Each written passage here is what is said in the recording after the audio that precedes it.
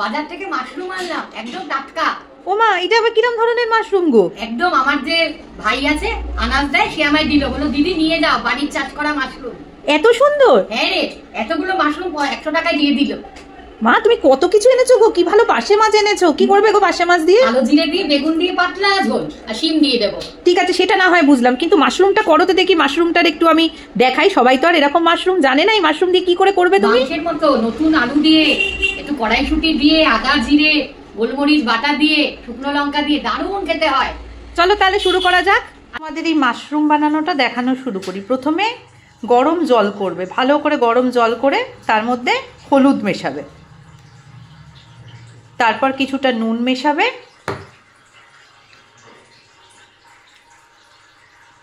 অল্প পরিমাণে, যাতে ভেতরে একটু নুনটা ঢোকে, দিয়ে মাশরুমগুলো ওর মধ্যে দিয়ে দেবে। ফোটাবে না কিন্তু, জাস্ট গরম জলের মধ্যে দিয়ে দেবে হালকা করে। এটা কিছুক্ষণ এর মধ্যে ভেজানো থাকবে, তারপর জলটাকে ছেঁকে নিয়ে ওটাকে আলাদা করে ঝুড়ির মধ্যে রেখে দেবে। এই ধরো 5-10 মিনিট এটার মধ্যে এটা ভিজে থাকবে হলুদ আর নুনটার মধ্যে।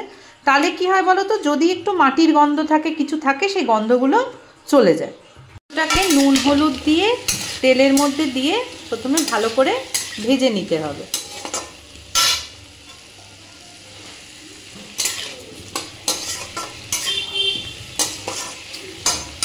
আর এদিকে মাশরুমের জল ছড়িয়ে এই ঝুড়ির মধ্যে রেখে দেওয়া হয়েছে।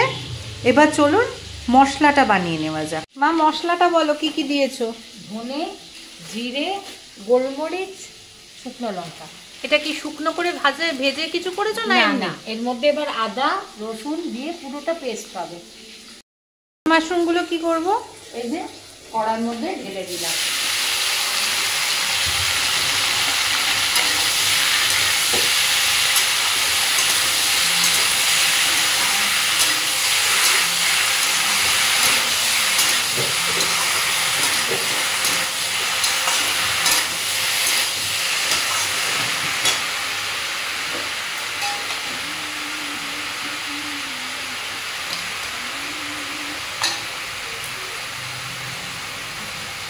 নুন আর হলুদ দিচ্ছ? কি দিচ্ছ মা? হিং? হ্যাঁ, একটু হিঙের গুঁড়ো দিয়ে ভাজ, তাহলে মাশরুমের যে গন্ধটা থাকে সেটা চলে যায়। এর মধ্যে একটু ম্যাগি মশলা দিয়ে ভাজতে পারি, বা মিট মশলা দিয়ে। একটু লঙ্কা গুঁড়ো দিয়ে দেয়, যাতে মাশরুমটারও টেস্ট আসে।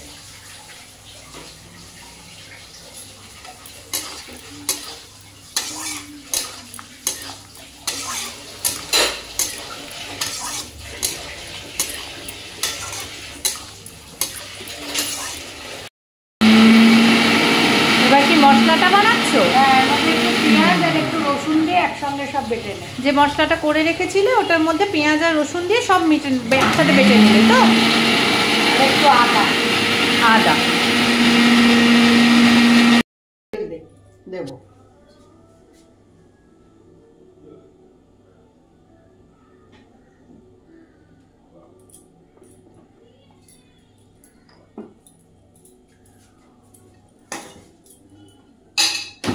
কোনো ফোড়ন দিতে হবে না? দিস না, জিরে ফোড়ন দেওয়ার দরকার নেই, কেউ দিলে দিতে পারে। এটা কি তোমার এই বাটা মশলাটা তো?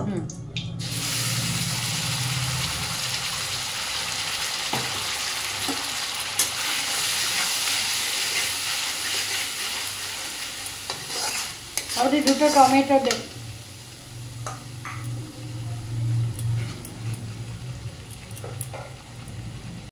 এই যে যাকে তপতি বলে টমেটো দিতে বলা হলো, এই যে টমেটো কাটছে আমাদের রান্নার হেল্পার। এটা পাঠিয়ে দে তো। টমেটো দিয়ে দে।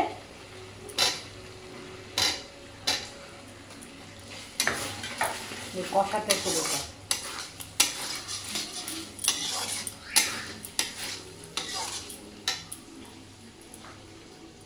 এবার হলুদ দিলাম, হলুদ দিলাম, যে মাঝখান থেকে গলাগুলো শুনতে পাচ্ছেন, এটা আমার পিসি। পেছন থেকে কথা না বললে তো হয় না, তো প্রথম ব্লগ একটু অ্যাকসেপ্ট করে নেবেন, পরের বার থেকে আর থাকবে না।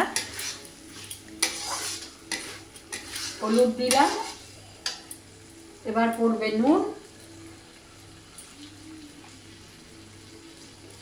পরিমাণ মতো, অল্প মিষ্টি কালার আসার জন্য।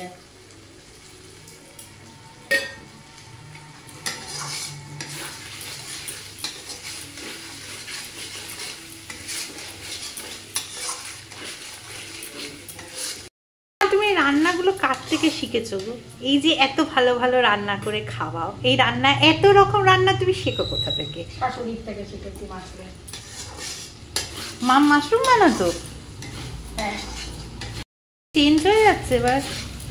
হ্যাঁ, যেহেতু মরিচ, গোলমরিচ, শুকনো লঙ্কা, টমেটো সব দিয়ে একটা অদ্ভুত কালার আছে, যে মশলাটার গন্ধটা অন্যরকম হয় একসঙ্গে বাটা বলে। এর মধ্যে একটু কেউ গরম মশলা দিয়েও বাটতে পারে।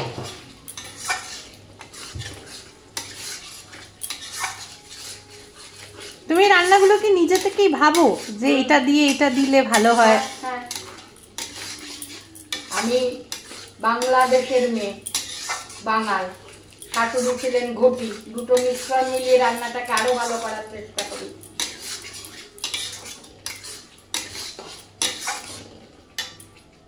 এবার কড়াইশুঁটি অ্যাড করা হয়ে গেছে, বা কড়াইশুঁটি দিয়ে ভালো করে এটাকে কষানো হচ্ছে। মশলাটা যত কষবে তত ভালো কালার আসবে জিনিসটার, আর যখন এটা গরম ভাত দিয়ে খাওয়া হবে তো অসাধারণ লাগে। মানে আমি এই জিনিসটা প্রথমবার নয়, এর আগেও আমাদের বাড়ি হয়েছে, কিন্তু এত ভালো মাশরুম তো সারাক্ষণ পাওয়া যায় না, পেয়ে যাওয়া তো কপাল।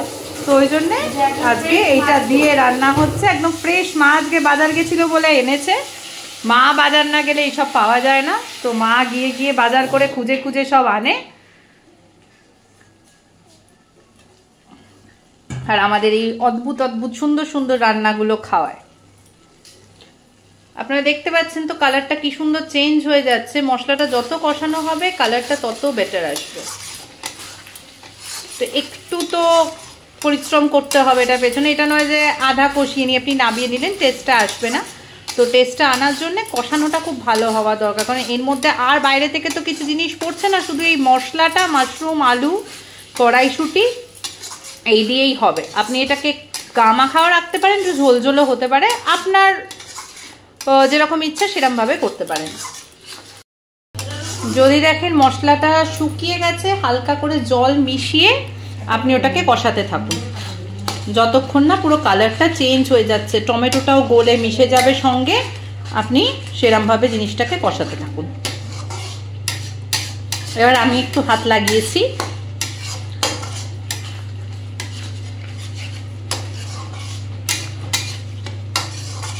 জানি না মা আর মেয়ের এই রান্নাঘর আপনাদের পছন্দ হবে কিনা, কিন্তু আমরা চেষ্টা করি ভালো ভালো রান্না করতে, সারাক্ষণই করি। তো ভাবলাম একটু আমাদের ফেসবুক প্রোফাইলে জিনিসটাকে একটু পোস্ট করলে হয়তো বেটার হবে, সবার সাথে আমরা এরকম রান্না একটু শেয়ার করতে পারবো। কারণ অনেক ধরনের রান্না তো বাড়িতে হয়, কোনোদিনই সেটাকে আমরা দেখাই না। তো আমার ইচ্ছা ছিল করাতে, মাকে দিয়েই প্রথম সূচনা শুরু করলাম, যদি ভালো লাগে আরও দেবো।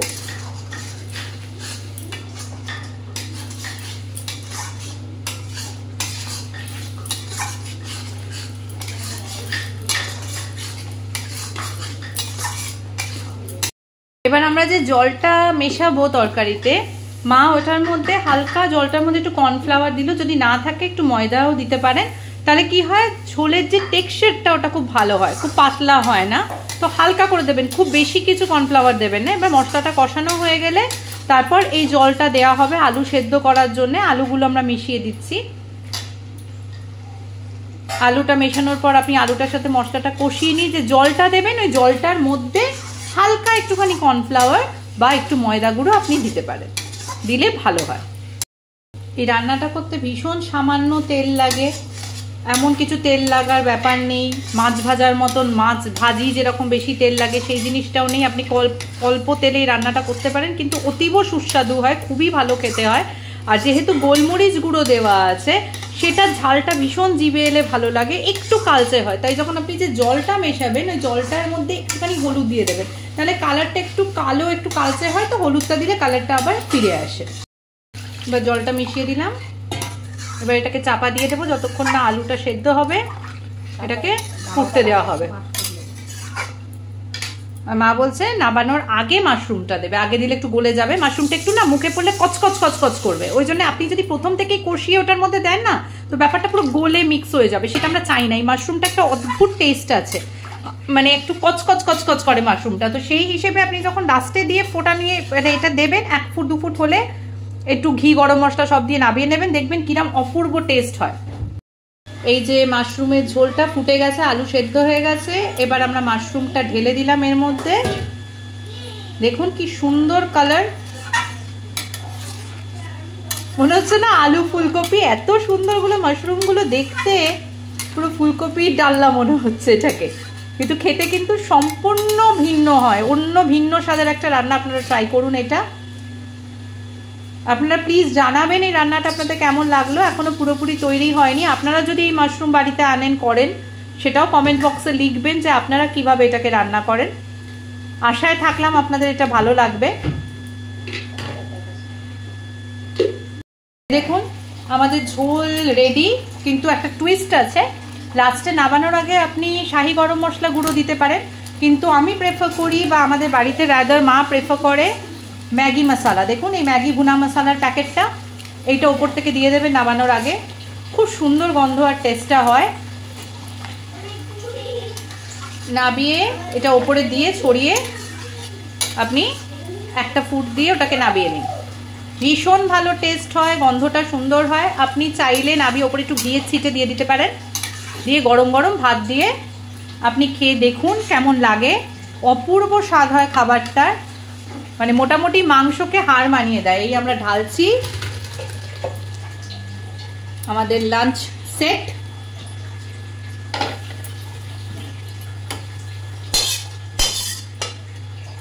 একদম ধোয়া ওঠা গরম, লঙ্কা উপরে দিয়ে দেবেন, আর 2-1 পাকা লঙ্কা উপরে চাইলে আপনি ছড়িয়ে দেবেন। মা পাশ থেকে এটা আমাকে মনে করিয়ে দিচ্ছে, আমি বলছি না তো 2-1 জিনিস, তো বকা খাবো, তো এই পাকা লঙ্কাটা উপরে আপনি ছড়িয়ে দেবেন, দিয়ে গরম গরম ভাতের সাথে পরিবেশন করে দেখুন কেমন লাগে। আর প্লিজ কমেন্টে জানাবেন, আর ওপরে একটু ঘিয়ের ছিটেটা দিয়ে দেবেন, ওইটা আপনার উপর ডিপেন্ড করছে আপনি কতখানি দিতে চাইছেন। So thank you, bye bye, take care. আবার পরের একটা ছোট্ট মেনু নিয়ে, একটা ছোট্ট খাবারের আইটেম নিয়ে আপনাদের কাছে আবার চলে আসবো।